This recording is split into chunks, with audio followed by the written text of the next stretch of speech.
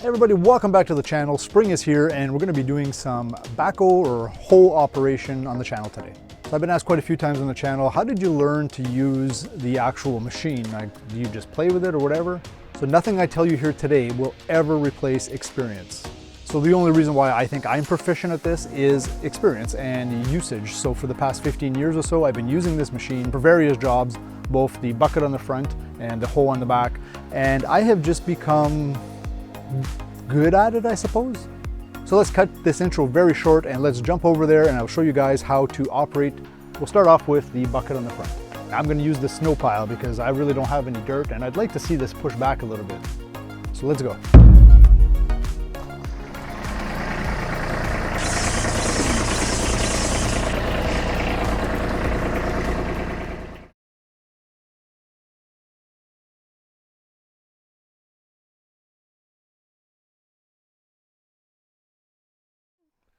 So sitting on the machine, the actual control for the front bucket is right here. And over here, marked on the actual piece right here, you're going to see we have the label on the basic operation. Now again, nothing will replace experience, and this is how we're going to be operating it right here. So as I go through the motions, you'll see on the screen, and I'll have the little chart in the bottom. You'll see the operation of the bucket and the movement of the arm.